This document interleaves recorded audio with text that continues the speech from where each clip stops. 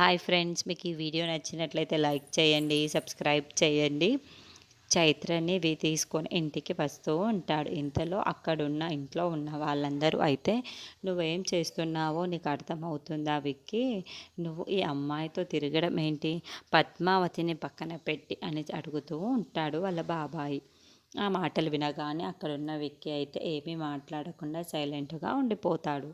ఇంతలో అక్కడున్న వాళ్ళ బాబాయ్ అయితే, నువ్వు తప్పు చేస్తున్నావు విక్కీ, నువ్వేం చేస్తున్నావో నీకు తెలుసుకునే లోపే నువ్వు కోలుకో అని చెప్పేసి అంటూ ఉంటాడు. ఆ మాటలు వినగానే అక్కడున్న విక్కీ అయితే, నేనేమీ తప్పు చెయ్యట్లేదు, అలాగైతే పద్మావతిని కూడా దూరం పెట్టడం లేదు, ఎందుకు జరుగుతుందో అలా నాకే అర్థం కావటం లేదు అని చెప్పేసి అంటూ ఉంటాడు. ఆ మాటలు వినగానే అక్కడున్న వాళ్ళ బాబాయ్ అయితే, నీకు అర్థం కావటం లేదా?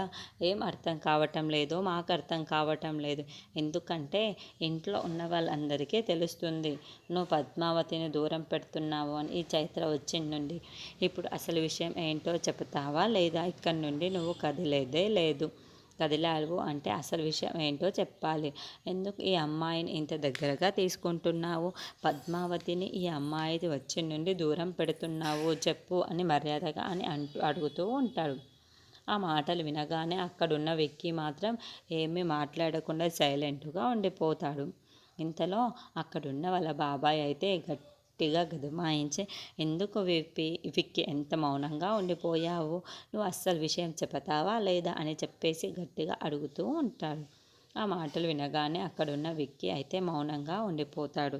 ఇంతలో ఇంట్లో ఉన్న వాళ్ళందరూ అయితే, ఏంటి విక్కీ ఇంత సైలెంట్గా ఉండిపోతున్నాడు, ఏదో తప్పు చేసిన విధంగా, అసలు విషయం ఏంటో చెప్తే అందరికీ తెలుస్తుంది కదా అని చెప్పేసి అందరు అనుకుంటూ విక్కీ వైపుకు చూస్తూ ఉండిపోతారు.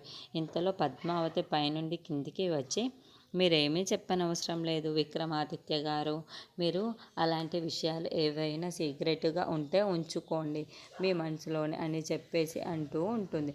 ఆ మాటలు వినగానే అక్కడున్న విక్కీ అయితే ఒక్కసారిగా షాక్ అయిపోతూ ఉంటాడు.